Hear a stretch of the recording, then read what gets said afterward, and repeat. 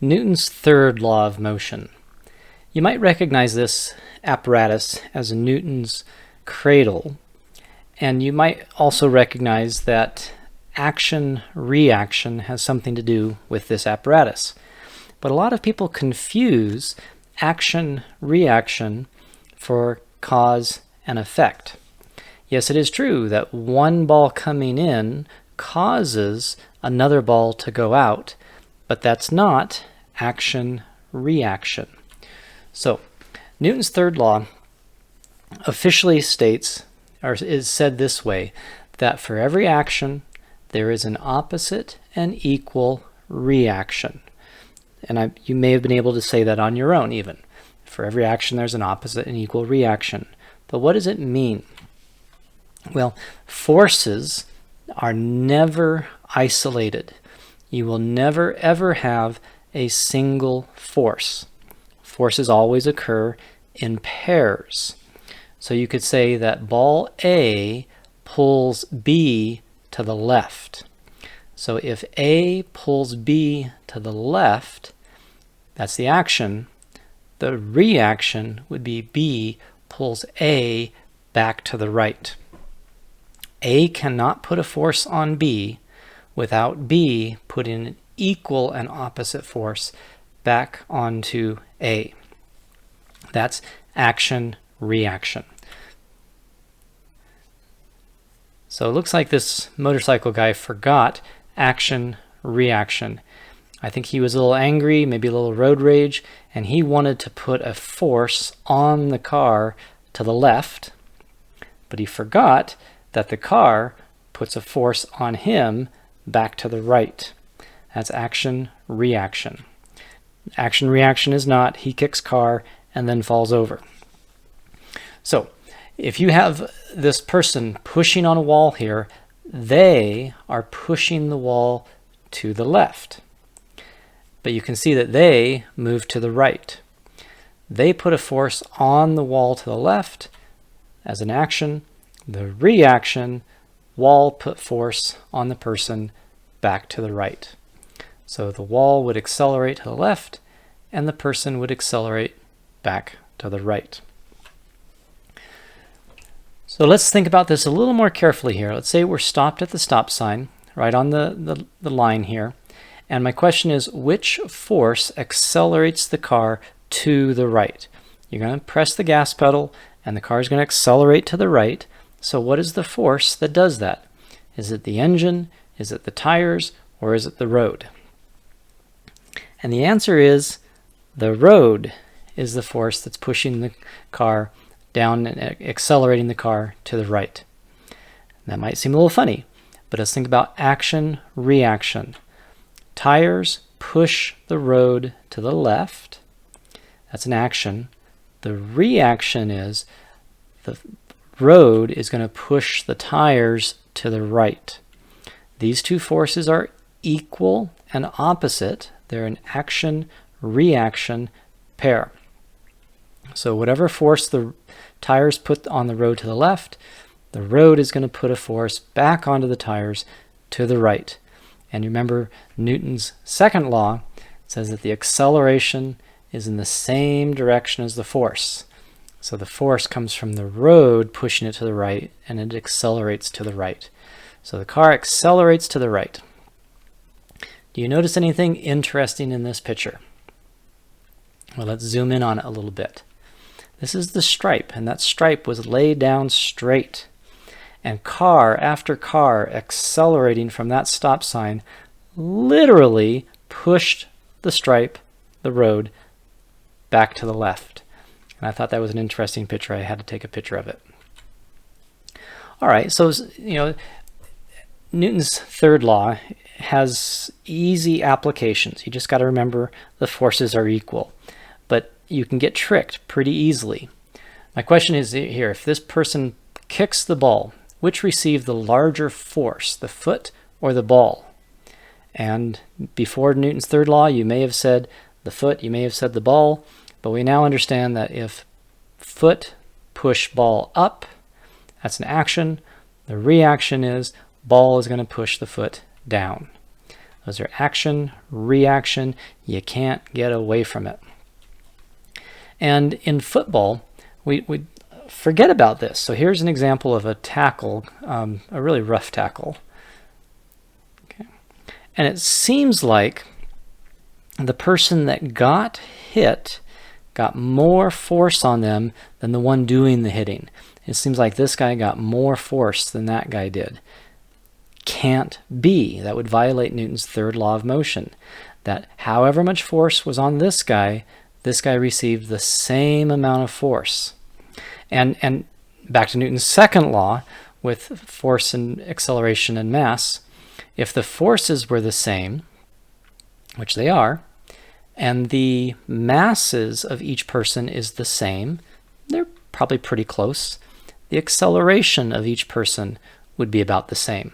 So this guy accelerated back in this direction, but this guy also accelerated back in that direction.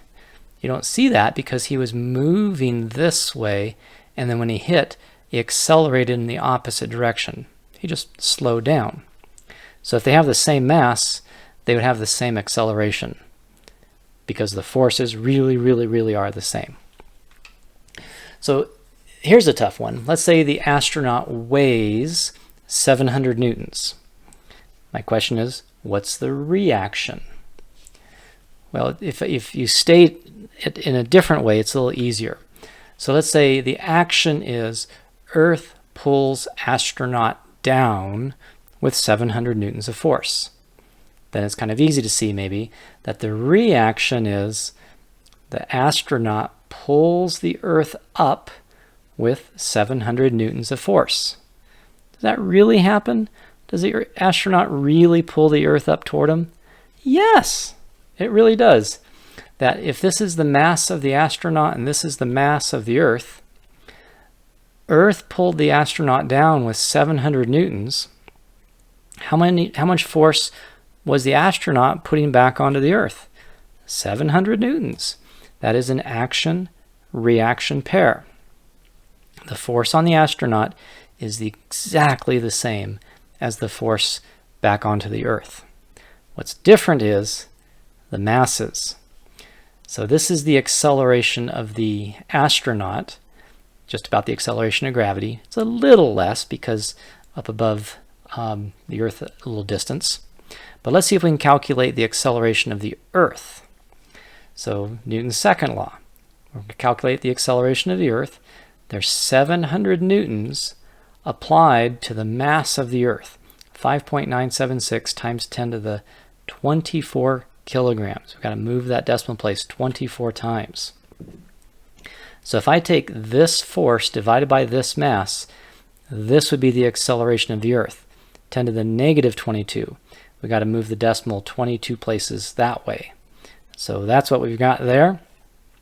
So does the Earth really accelerate up to the astronaut? A little bit, a very little bit. But what would happen if it wasn't just one astronaut? Let's say it was a whole stadium filled with 10,000 people. Well, let's just say they all have about the same mass. So 10,000 people is 4 zeros here. So we would lose 4 zeros of acceleration here. 10,000 times as much mass is 1/10,000th as much acceleration. So even if an entire stadium were there, the Earth would up there pulling up on the Earth. This is how fast the Earth would accelerate up to it. If it was the entire population of Earth, 7 billion people, 7 billion has 9 zeros on it. So we already took care of 4. Let's take care of 5 more. Even still, all the population of the Earth up there in space pulling the Earth toward them, the Earth would only accelerate at that rate. So there's a lot of mass on the Earth. If you fire a gun, which gets the larger force, the bullet or the gun? Well, it sure seems like the bullet gets a lot of force, but the gun gets an equal amount of force. If you say, I guess I don't have it here, but if you say gun puts force on bullet to the right, then the bullet is going to put a force on the gun back to the left. So which received the larger force? Newton's third law says they'd be the same. Which achieves the larger acceleration? Well, Newton's second law says that if you put a force on a small amount of mass, if you put force on we'll do this one. If you put a force on a small amount of mass, it's going to have a big acceleration. But if you have the same amount of force on a large amount of mass, you're going to have just a tiny acceleration. So the force on the bullet and the force in the gun, they're going to be the same, Newton's third law. But the reason they have different accelerations is not because they had different forces, it's because they had different masses. And boy, we forget this all the time, that when someone kicks another person, the force of the foot on their chest is going to be the same amount of force as the chest back onto the foot. The forces are always going to be the same. Now, it might mean that the chest hurts more because that tissue is more tender, but if the force on this guy is the same as the force on that guy, and they would be, and it also looks like they have about the same amount of mass, then the acceleration of this guy and the acceleration of that guy would be the same. In this picture here, I think they're staging this a little bit, but boy, Hollywood loves to poke fun at this one, that when you kick someone, Hollywood has trained you over and over and over to think that the person who got kicked got more force than the person doing the kicking.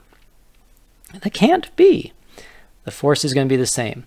So if you see this guy flying back to the right with some acceleration, we should have seen her flying back to the left with about the same acceleration.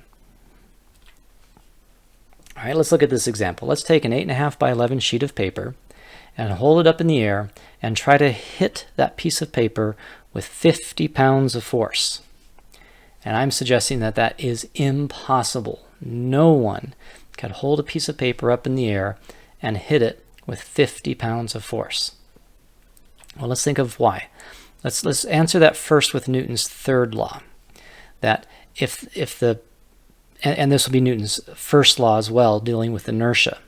If the paper didn't have enough mass to have enough inertia to resist accelerating with a force of 50 pounds, if it can't push back with 50 pounds, you can't push it with 50 pounds. Because however hard you push on it, it will be pushing back equally.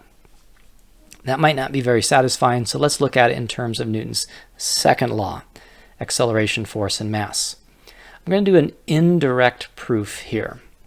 An indirect proof temporarily assumes the opposite of what we want to show is true. So let's just do this. 50 pounds of force, I just converted into newtons, 223 newtons, and I put a piece of paper on a scale, it has this many grams or this many kilograms. So let's assume that we could put 223 newtons of force onto 0.00445 kilograms of mass. Okay, well, we know the force, we know the mass, we can calculate its acceleration. This force on this mass would produce this acceleration, 50,000 meters per second squared. Remember, the acceleration of gravity is 9.8 meters per second squared. So it's over 5,000 Gs, 5,000 times the acceleration of gravity. Again, this is an indirect proof. I temporarily assumed that I could put this much force onto that much mass. And while assuming that, you come to some sort of absurdity. In Latin, we say reductio ad absurdum. And that would be absurd to think that someone could accelerate a piece of paper at that rate. Okay, that's many, many, many times the speed of sound if you accelerate it for that rate for 1 second. All right, this cat is going to try to jump onto the balcony here, but there's a little bit of snow on there, and an example again, well, I'll show you. The cat anticipated being able to put a certain amount of force on the roof, anticipating that the roof would put a certain amount of force back onto them. And all that calculations of the cat thinking of where it was going to land was totally destroyed by the fact that the roof could not push as hard as the cat was anticipating. One thing that's a little confusing is that if action reactions are always opposite and equal, why don't they cancel out to be 0, no net force? Because if I push with 10 pounds to the right, and then there's 10 pounds back to the left, well, that's no net force. Okay, well, this is an example where two people kicked the ball at the same time, and the ball did not accelerate. So that is an example where the forces did cancel out. Okay, but let's say that the red shoe pushed the ball to the left. That's an action. The reaction is the ball is going to push the red shoe back to the right. That's an action-reaction pair. And then now let's say the blue shoe pushes the ball to the right as an action.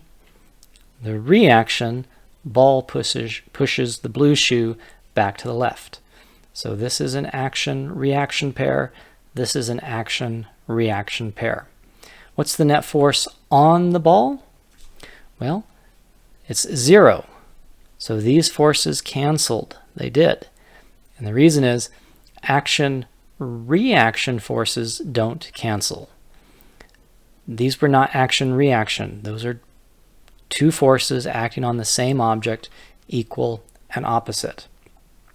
Okay, so if we remove one, this force does not cancel with this force. The reason action-reaction forces don't cancel is because they act on different objects.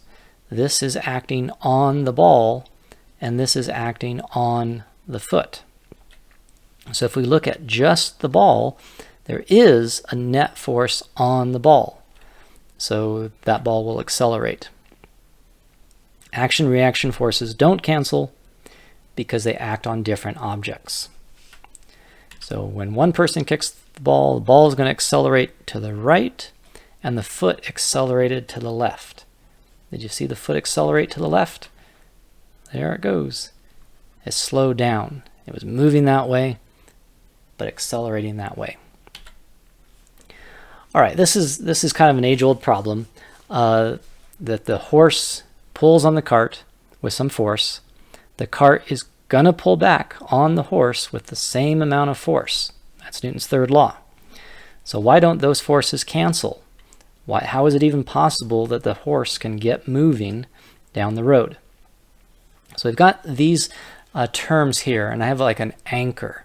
The anchor is on the end of the vector here. I'm going to show whatever that anchor is sitting on, that's what the force is attached to.